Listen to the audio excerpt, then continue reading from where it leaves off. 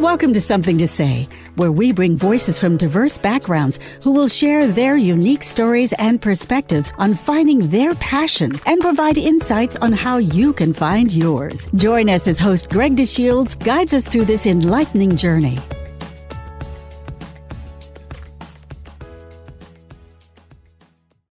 Welcome to Something to Say podcasts, a unique platform that amplifies the voices of individuals from various backgrounds sharing their passions. I'm your host, Greg DeShields, and I'm pleased to bring you another episode. Thank you for joining us. As your host, I'm pleased to welcome Gabrielle Claiborne, co-founder of Transformation Journeys Worldwide. Gabrielle has been an out and active trans woman since 2010. Before her transition, she owned and operated successful businesses in the construction industry, overseeing multi-million-dollar projects nationwide.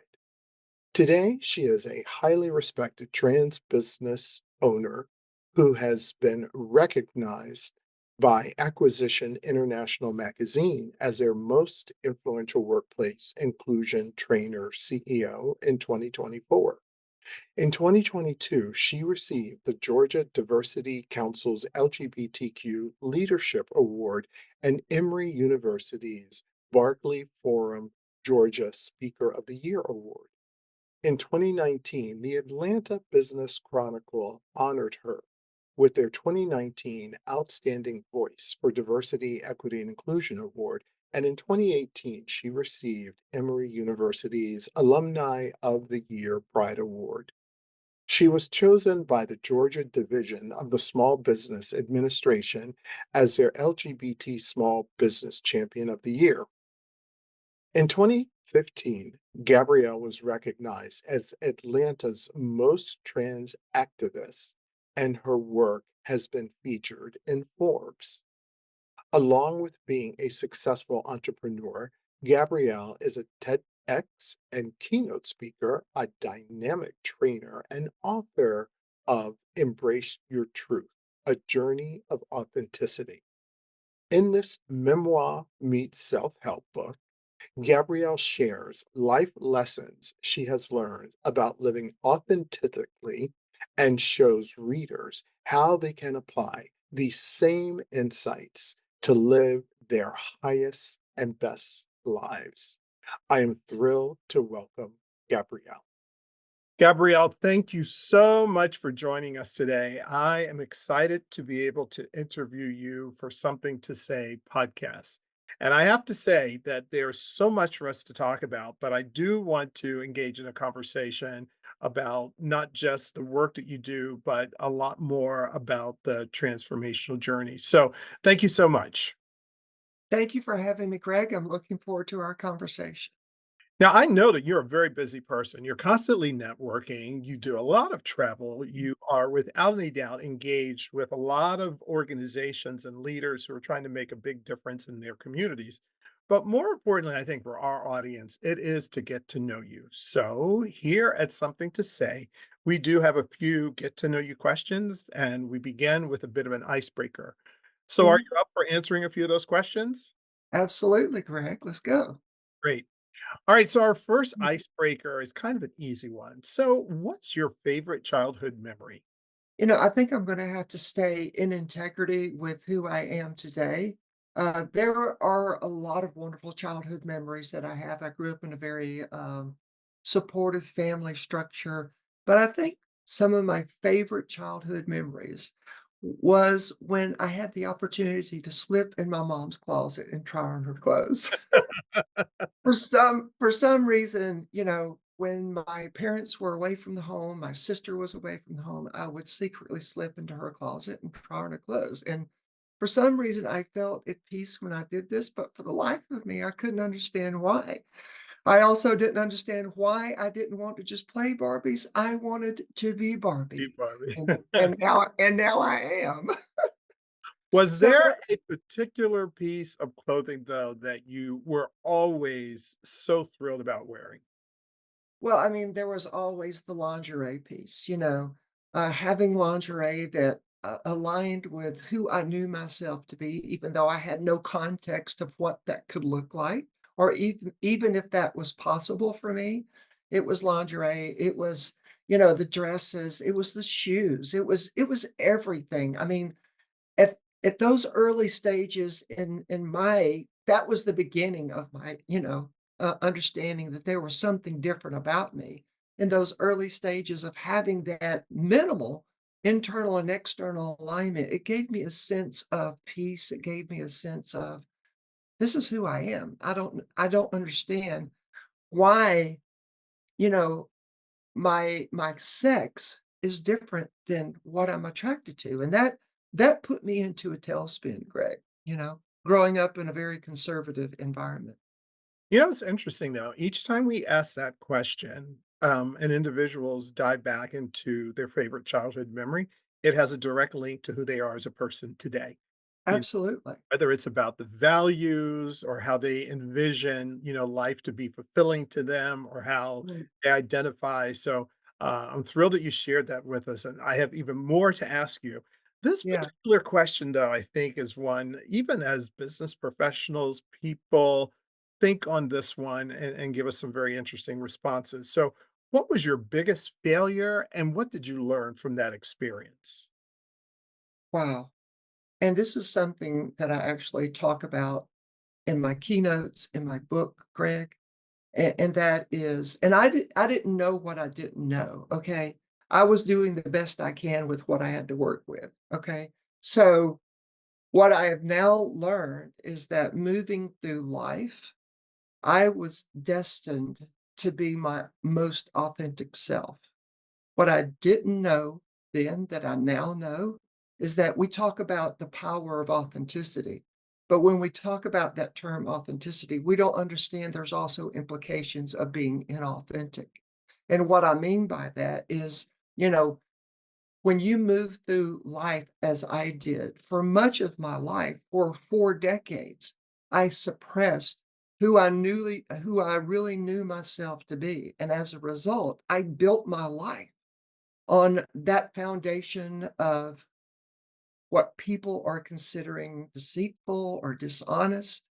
And so, what I now am learning after being out as my authentic self for 15 years, I'm now having to spend time repairing the damage that I left in my inauthentic wake. Clearly spoken, there's a saying that we are as sick as our secrets. What I didn't though know then that I now know is that every time as we continue to show up as our inauthentic selves, we create distance from ourselves, from those we love, from our employer, from our spiritual community, from everyone that we interact and immerse ourselves with in this world.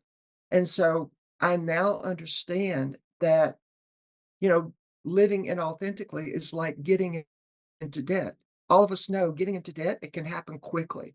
But getting out of debt is a whole other story. It requires financial sacrifice and it takes years to overcome. It impacts our credit.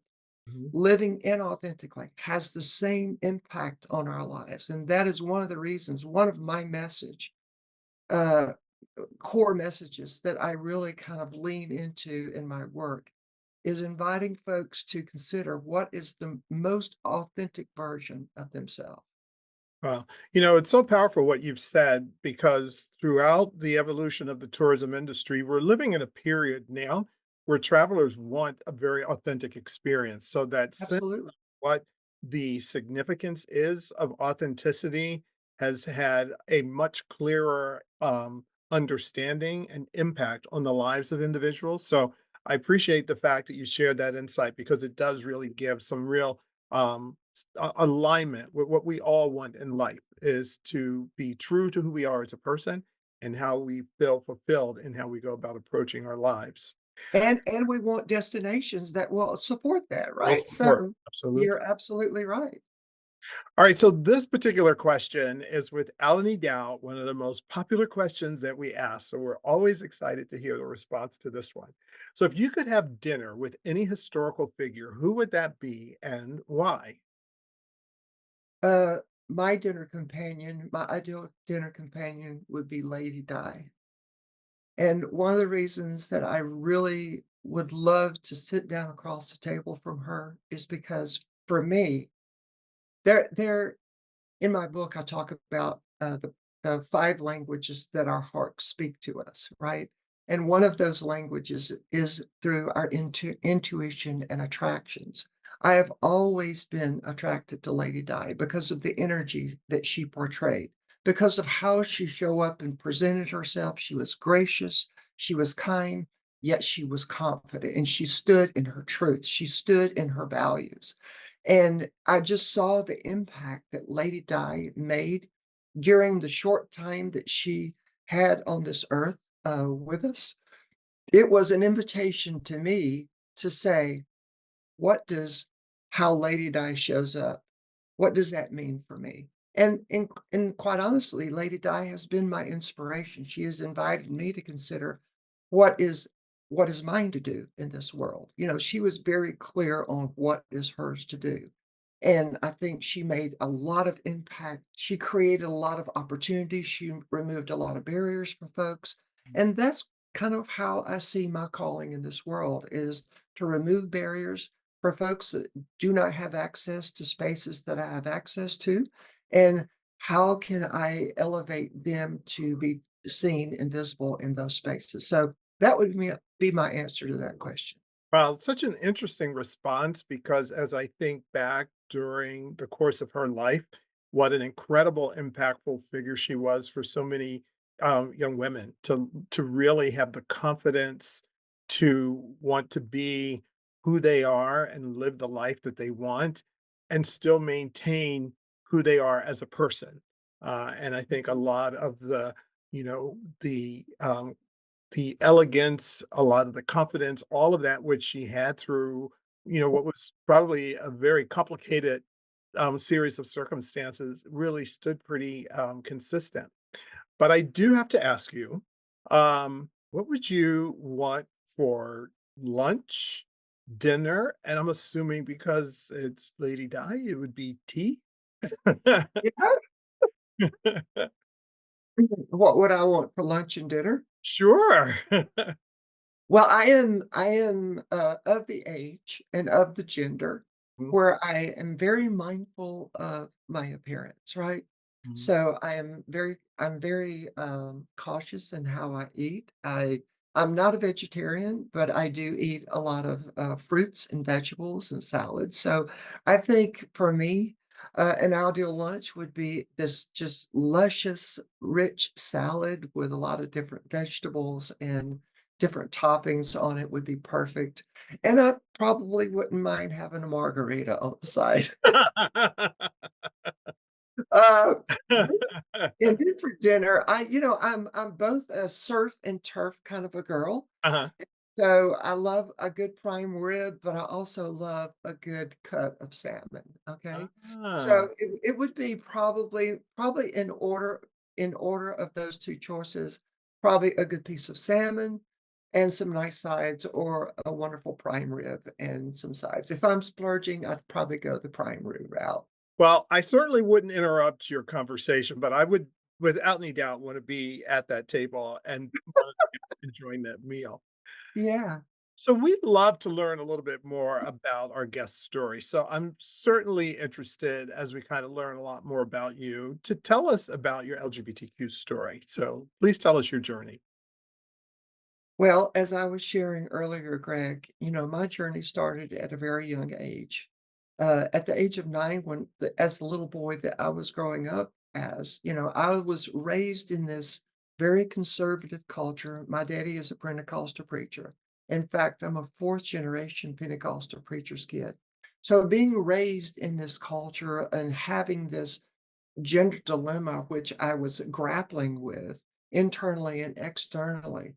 I felt a lot of guilt and shame growing up in my life, and as a result of that, I think I tended to overcompensate for that by being a popular guy in school, a good athlete, had an opportunity for a great education. I had an opportunity to go to Emory University as a pre-med student and then was waitlisted for 2 years and then decided to go to Georgia Tech and pursue a civil engineering degree. Uh, After that, I married a beautiful woman. We had 3 amazing kids.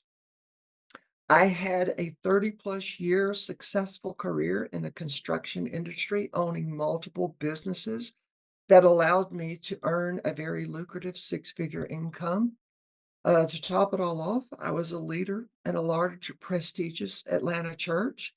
So, by all outward appearances, I had it all. If people were looking at me, they would say, "My goodness, you have life by the tail." But in reality, I was struggling and grappling with this internal gender dilemma, which I still had no words to describe to anyone else, let alone myself. And it wasn't until I was 45 years old, Greg, that I stumbled across a website showing pictures of trans women. Thank God for the emergence of the internet. This opened up a whole new world to me and so many others. And when I saw these images, Greg, I thought, that's me. So I spent the next 5 years doing online research, living between the exhilaration of knowing that's me and the despair of thinking, I can never live my life as a woman. What would God think? What would my family think? But after 5 years of living in this intense turmoil, I finally decided to get help. And it was in my online research, I found a woman here in the Atlanta area that actually made a living dressing biological males as women. Now, this just goes to show you that you can find anything on the internet if you're looking for it. Mhm. Well, I finally mustered the courage to call and make an appointment with her. And on the day of the appointment, I was just a hot mess. But as soon as I walked up to the door and she greeted me at the door with my aligned name, I thought I had died and gone to heaven. You see, her salon was rooms of dresses and shoes and wigs and jewelry and drawers of lingerie. And so over the next 3 hours, she worked her magic and dressed me head to toe in my true feminine gender expression. After she got me all padded and dressed with the breast forms and the padded butt, she sat me down in her salon chair and started applying the makeup and a wig, things that I had never done for myself before. Now, all this time that she was doing my makeup and my hair, she was standing between me and the mirror, so I wasn't able to see the transformation that was taking place. When she was done, she looked at me and she says, "Gabrielle, are you ready?" With my heart beating wildly, I said, "I think so."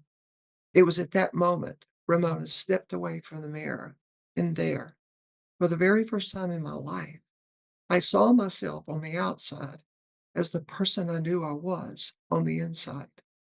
I was 49 years old, Greg, and meeting myself for the very first time. It was then I knew that's me.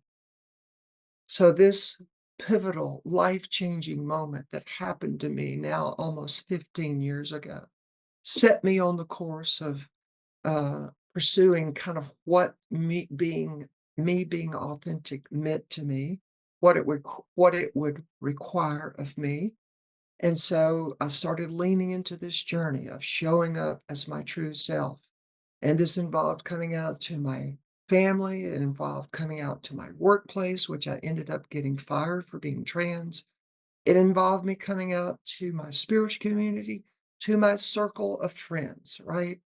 And it has not been a straight line. There have been a lot of two steps forward, one step back, Greg. I fearing that I would not be welcomed back into the workplace by my construction colleagues. I fell back on my entrepreneurial experience and started a cleaning company and a home renovation company. Those were the two early vocational iterations early in my transition. And now, almost 10 years ago, I have founded Transformation Journeys Worldwide, our inclusion training consulting firm with a trans and non binary focus. So, while I've had the opportunity of being very fortunate vocationally, having been able to start a couple of thriving businesses as a trans woman, I'm also grateful that some of my family have chosen to take this journey with me, Greg. And what a journey it has been for all of us. The very first family member that I came out to was my youngest daughter, Samantha. And fortunately for me, she has been supportive and accepting of my true gender identity. Just last December, Greg, she was married to her fiance And all through the process of the engagement and preparing for the wedding, she graciously and inclusively included me Mm, in all the planning and all of the making sure that I was present, that I felt a part of that. And to be able to experience that, that, that wonderful life-changing moment of your child, it meant so much to me because, a few years earlier, her older sister was not at the place where she invited me to attend her wedding. mm, So, a lot of times these are, like I said, 2 steps forward, 1 step back. My ex wife and 2 oldest children have had greater challenges with my transition, but over time are starting to make peace with it. And unfortunately, I have not spoken to my parents and sisters since I came out 15 years ago. Not because I have not attempted to reconnect with them, but because they have refused any attempts to reconcile who I now know myself to be. Yet I continue to hold a space in my heart in hopes that their hearts will soften mm. and want to reconnect with me as my authentic self and really get to know the real me. So, Greg, while my journey hasn't been easy, and I know my loved ones have experienced many challenges with it, I now know that I'm happier and more whole and feel more purposeful than I have ever in my life. And I'm grateful to finally be realizing the internal and external alignment that I've needed and wanted in my life for so long. Mm. And I'm thankful that now I get to live my life out loud each day, helping create a world that works for everyone and how I show up in my work and how I show up in the world. Well, I absolutely knew that hearing your journey would be a very powerful story, and I thank you so much for sharing it.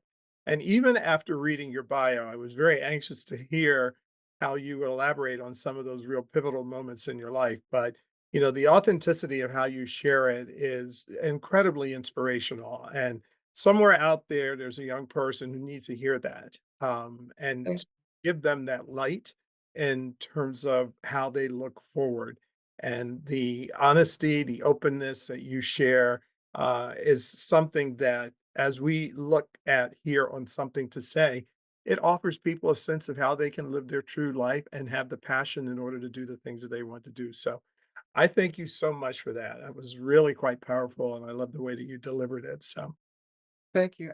Greg, I think one of our superpowers as human beings, especially LGBTQIA plus people who have had to do our own work to be our authentic self in this world, in a world that oftentimes says we don't belong here, right?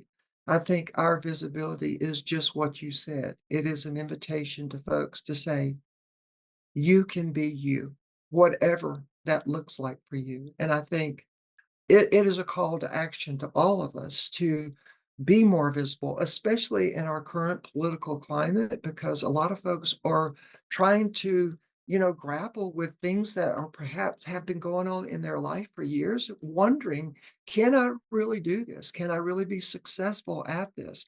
And I think we, as people who have navigated, who have gone before them, just like folks have gone before us and given us permission and that opportunity to be our authentic selves, I think that is what we are called to do, is to be those lights and examples so that folks can say, yeah, I can be my most authentic self. So you're absolutely right. oh, well, thank you. All right. Now, you mentioned your inner circle. So I want to kind of revisit that. Just how big is your inner circle? Well, my inner circle is my lifeline.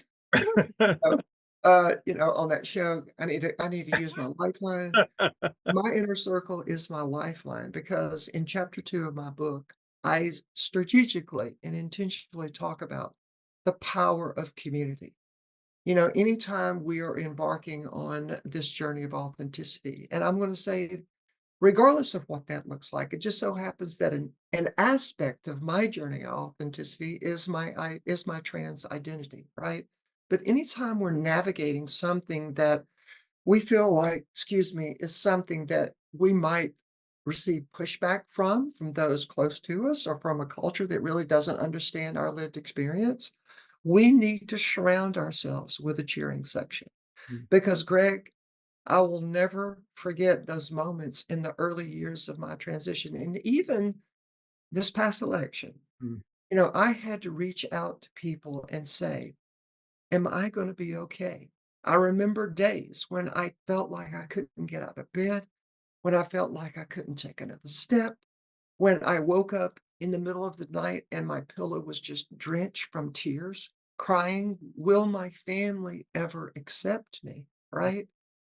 If I had not surrounded myself with my inner circle, with that, I call them with a cloud of witnesses, mm, okay?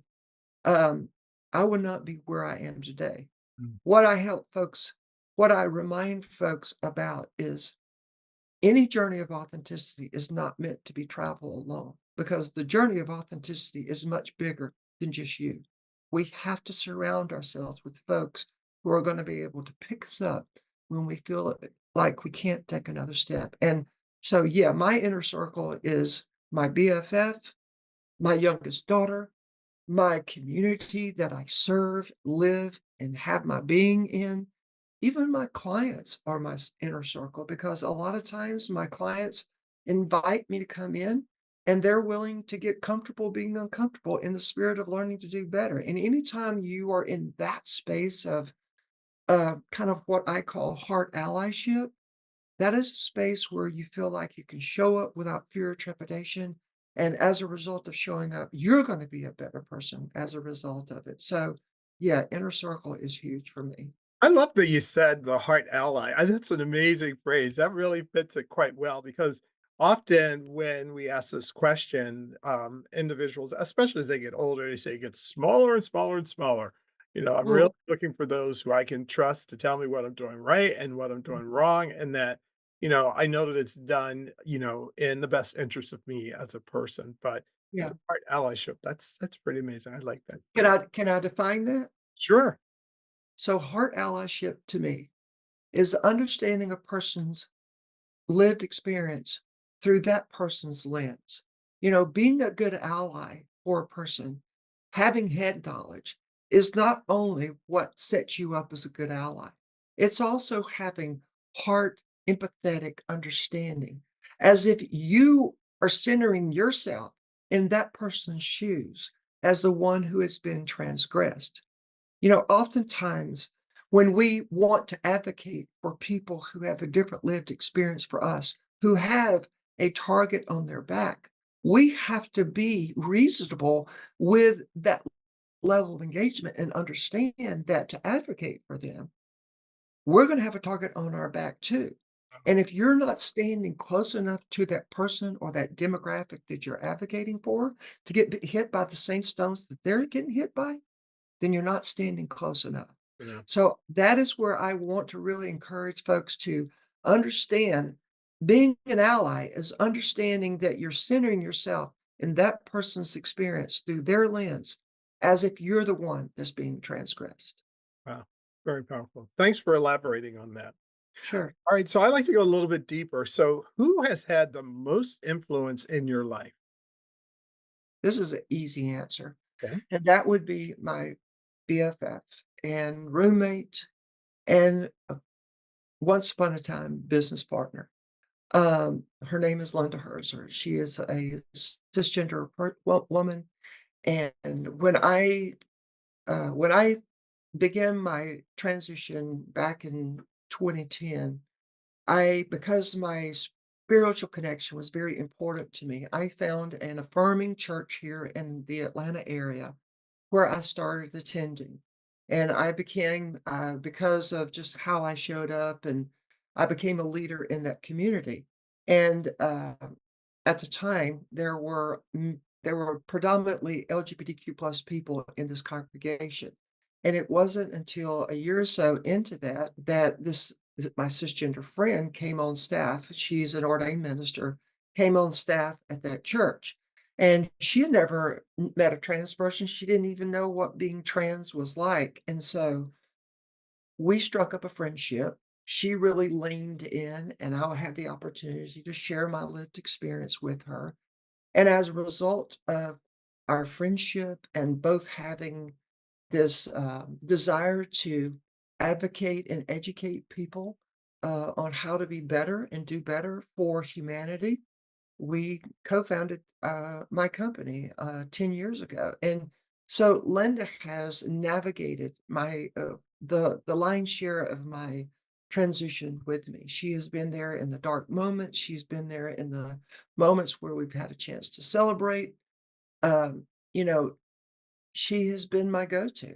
And, now, even though she's my roommate and BFF, our relationship has evolved, and now she's showing up in different spaces.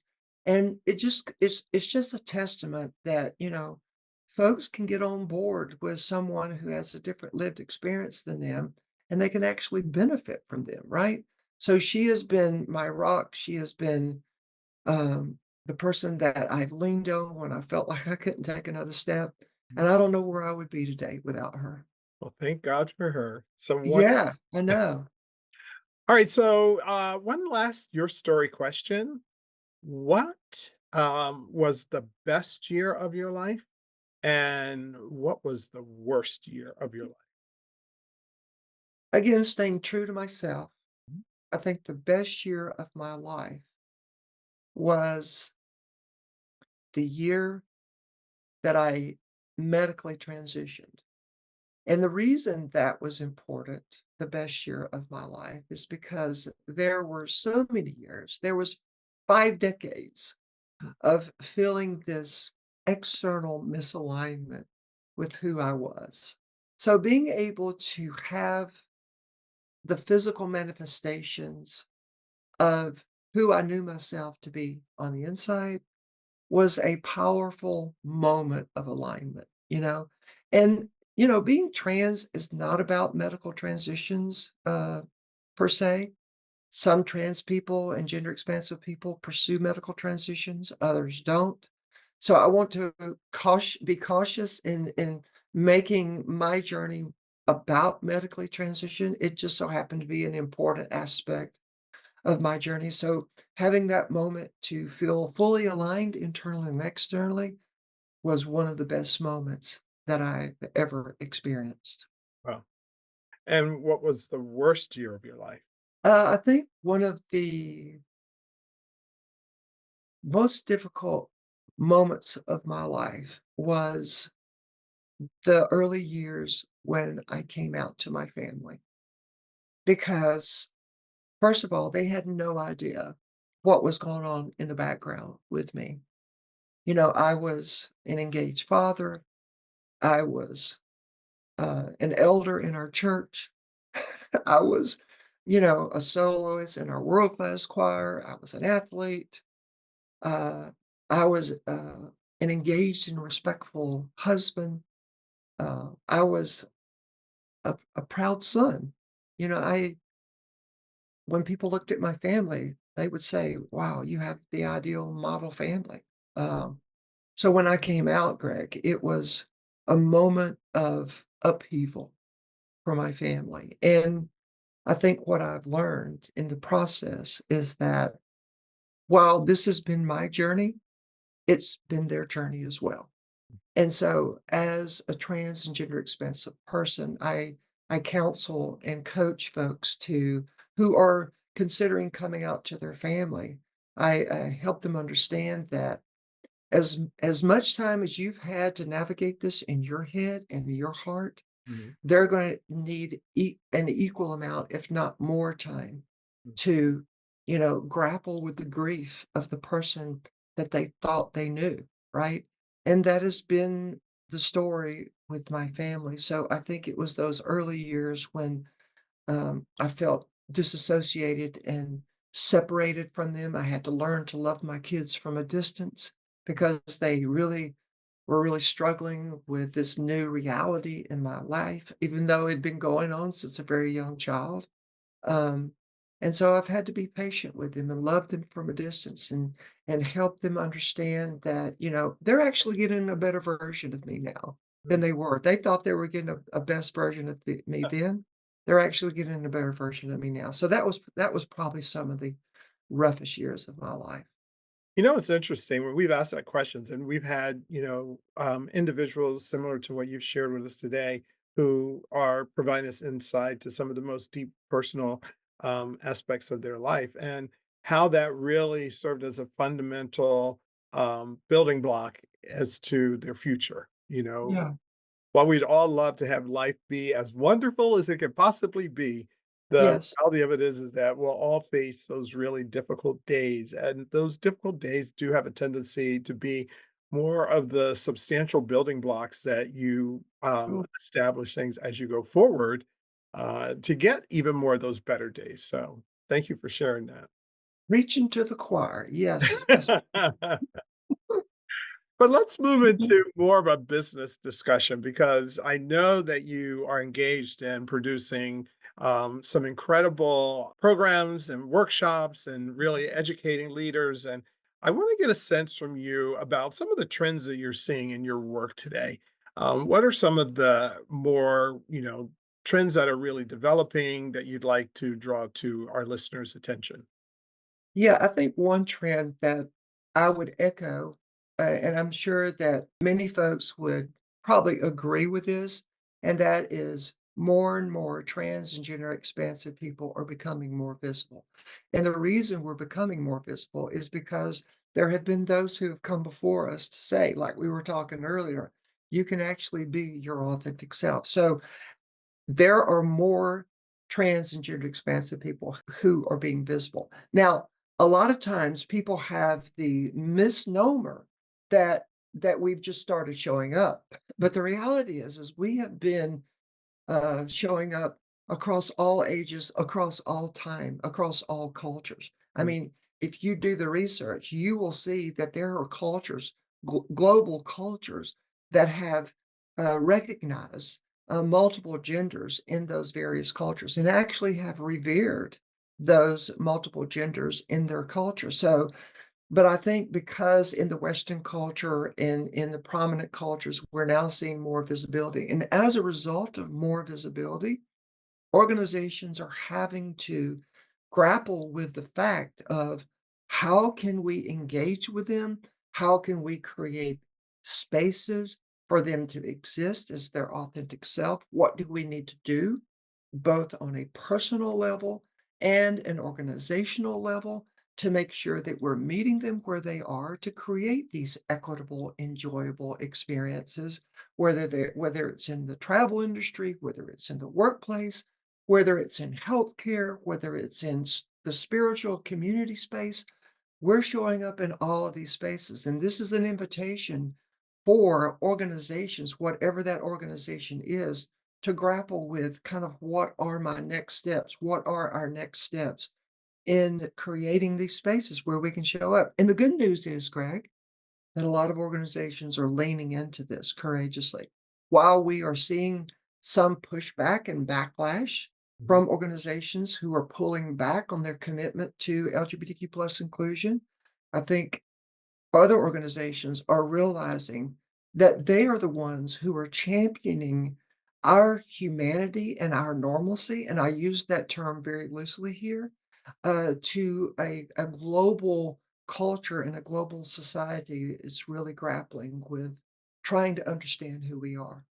Well, I think throughout, the entire efforts to help workplace become much more inclusive and welcoming so people without any doubt feel as though that they belong, it's centered upon commitment. And I think when you said that, you're working with organizations that have a commitment that understand And values, values, right? absolutely, and how that really connects to drive a successful business, Yeah. uh, helping to really draw out the capability for the talent that you have to deliver and perform at its highest pace. Those really effective leaders know how to pull that together, and I think, what you've described, but sitting on the commitment or a factor of employers makes all the difference in the world. But I also wanted to find out though, because you're in front of audiences, because you Yeah. deal with groups. So what are some of the misconceptions out there though that you'd like to clear out? I think the misconception is that being trans, it is one aspect of who I am. I am first a human being. And I encourage audiences, if you don't understand, as a white person, Greg, I'm just going to be vulnerable with you. I do not have the personal experience of a Black person, of a person of color, right? And so for me to be able to advocate for you and your community, I have to be willing to get comfortable being uncomfortable in the spirit of learning to do better and sit down across the table from you and get to know you. The only way that I'm going to be able to meet you where you are, understand your lived experience, and be an advocate for you is understand what you face, what challenges and barriers you have to navigate over, through, and around, right? And I think until we start sitting down with each other, unpacking our own biases and misconceptions of that person's lived experience is so different from me that there is nothing in common. When we actually sit down across the table from one another, we actually learn that, oh my goodness, we have more in common than not. So I think one of the misconceptions is even though my personal experience might be perceived different from yours, we have more in common than not. That's that's a one big misconception that I would say. I think another misconception is judging people based on sex assigned at birth, and this is a very, um, volatile and triggering, notion and concept for a lot of folks who believe that there are only men and women in our world, right? The reality is gender is a whole lot more complex than that. And this is the conversations that we're having with organizations. I mean, this is the conversation I had this morning, with legislators at the Georgia State Capitol when they were trying to looking to implement a transgender athlete ban, right, for trans youth. When you are judging, trans people and gender expansive people based on our sex, you are misunderstanding our lived experience. You have to understand that we're much more than being trans. We're much more than our anatomy. We are first human beings, and I think having these courageous conversations to break down those myths, to correct those misconceptions is the only way through this experience that we're currently navigating. Well, it's interesting as you share that because often as we ask that question, for many individuals who are very passionate about the work that they do, one of the biggest struggles is how they get past misconceptions, Yes, and yes, through, whatever the field of work or whatever the position of activity, that issue of misconception serves as such a barrier. And there's so much intensity that's really put behind that to be able to move the work forward. So I yeah. appreciate you sharing that. But I do Mhm. wanna maybe move our conversation in a completely different direction because we know that artificial intelligence is without any doubt, a big factor of what's influencing our society today. So if I could kind of bundle them together, can you highlight some specific innovation or breakthrough or use of artificial intelligence that seems to be, emerging in the work that you do? Um, I will say this. I think for me, I'm a boomer. So I am someone who has always leaned on articulating how I'm feeling and my thoughts in a way that I feel like is authentic to me. And my kids have turned me on to Chat PT, and so I'm like experiencing that, in my daily life. Here's what I find to be authentic. There's sometimes I check out the interpretation of what I write, right? Mhm. And I think sometimes when I consider that interpretation to be an enhancement and an augmentation of what I have to say, or maybe stated a little differently, I actually embrace that. I also have to gauge, if I am considering how far do I go into the AI space, I have to make sure that that interpretation of what I have to say is still in Right. integrity with the intention of what I'm trying to communicate, right? Mhm. So while I'm leaning into the space, I'm also doing it cautiously and through the lens of do I still feel integrity by using that AI interpretation, as a model to represent my, my thought, my conviction, and that kind of thing. So that's kind of where I am with that. Speaking as a boomer as well, I agree with you. I think that it is a great launch pad, but I think the ability for what we use artificial intelligence for in terms of helping to move the work that we're doing forward faster or Yeah. less delay and complication, there still is a need to make sure that it really matches, my authentic voice, my Yes. true intent, my clear message. And, I think the more we use it, the more content we put into it, the better it gets. But it's interesting how it's really adapted its way in about every aspect of society. Right. I do want to, in our last few minutes, maybe ask you three other questions. And Sure. one is really centered upon understanding a little bit more about transformation journeys worldwide, because we really didn't talk about that. So, can you Yeah. tell us a little bit more about your company? Yeah, so we're an inclusion training and consulting firm with a trans and non-binary focus. So we help Fortune 100, 500 global organizations create cultures of belonging for trans and non-binary folks. And our approach to helping our clients create that inclusive workplace that is safe and has a sense of belonging is a two-pronged approach.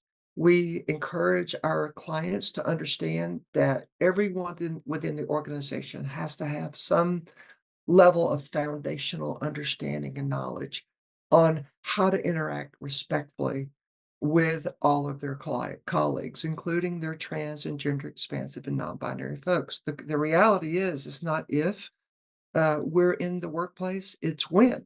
And as we've already discussed during this conversation, more and more trans and non-binary people are showing up in the workplace. And because of this, there has to be that personal level of competency, but also organizations need to have an established and organizational cultural competency. And that includes understanding what are the best practices that organizations are leaning into when it comes to creating this inclusive culture to become that employer of choice. So they're attracting the best talent in the workplace that, oh, by the way, at the end of the day, impacts directly their bottom line, right? So some of the best practices are policies around healthcare provided, facilities, community engagement, talent acquisition, IT. There's a lot of different stakeholders that play a crucial role in creating this workplace a workplace culture of belonging and safety for my community. And here's the thing, Greg.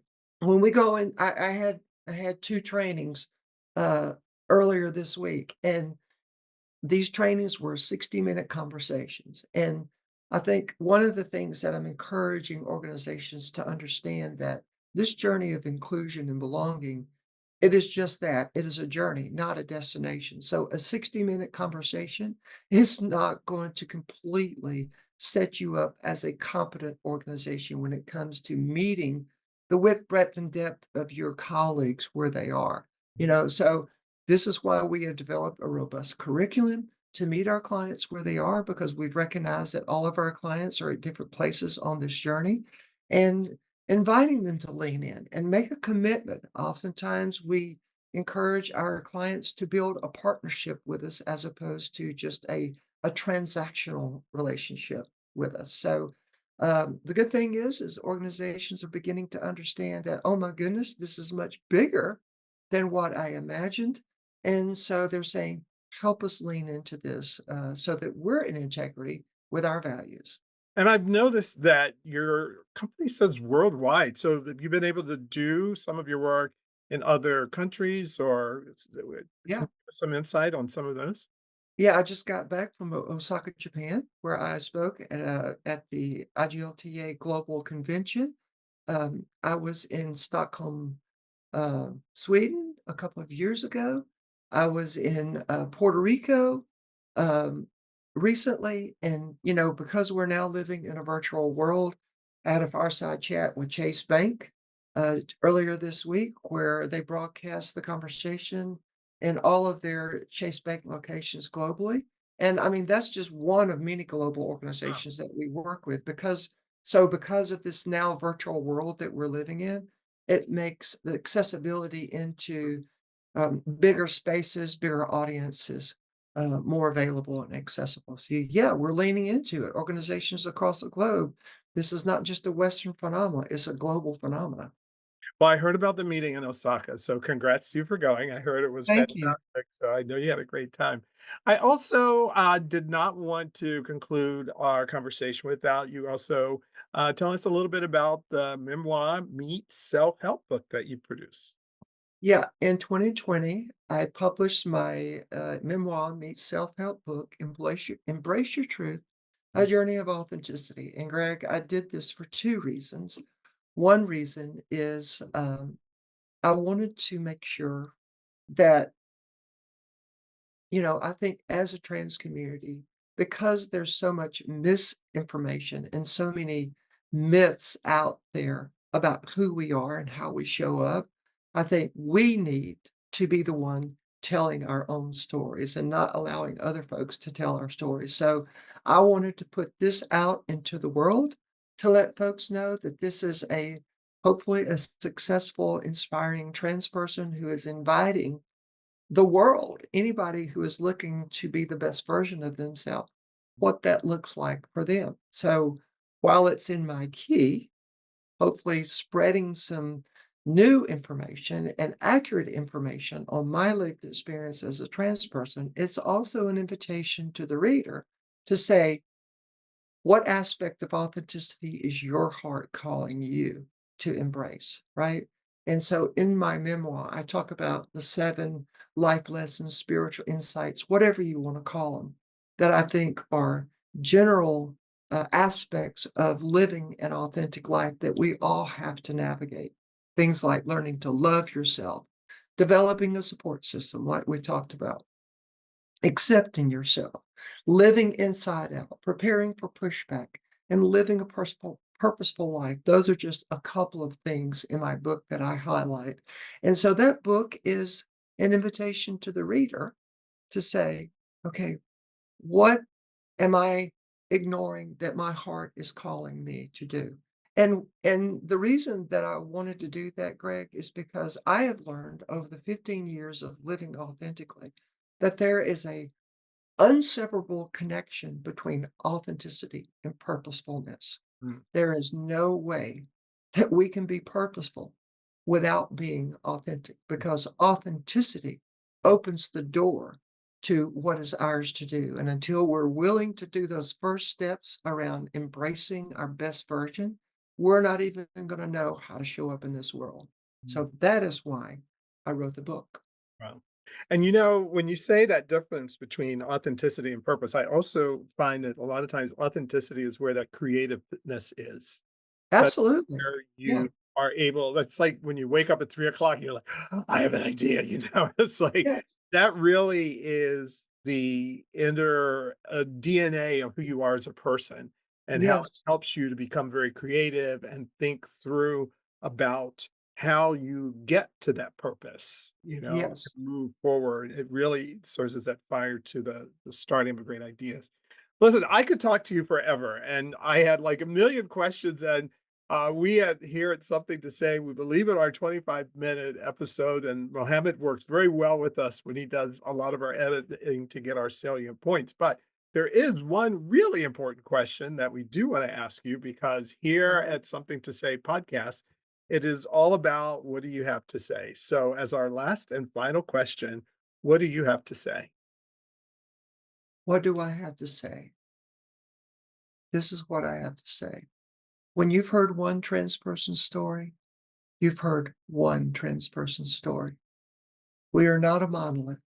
We are as diverse as the East is from the West.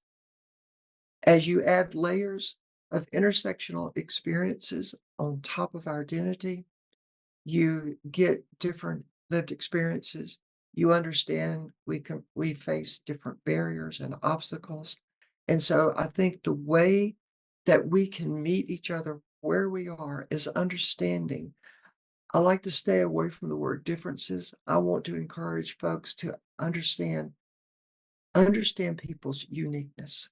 Okay? When you lean in and you understand my uniqueness and how it sets me up as just another aspect of the human family, then hopefully you'll lean in and want to get to know me. Wow. Well, Gabrielle, I want to thank you so much for sharing your passion, your insights, and your words with us today. And as I had indicated earlier, I'm sure there's someone who's out there who is so pleased that they were able to come across this podcast and that they were able to hear your words. And I have to promise you, the next time I'm in Atlanta, you and I are going to go and find the biggest steak and the biggest salmon that we can. So thank you so much for being a guest on our show today. Thank you, Greg. And audience, thank you so much for joining us here at Something to Say. We encourage you to stay tuned for more of our inspiring conversations with voices of individuals from diverse backgrounds sharing their passions. So until next time, this is Greg DeShields signing off.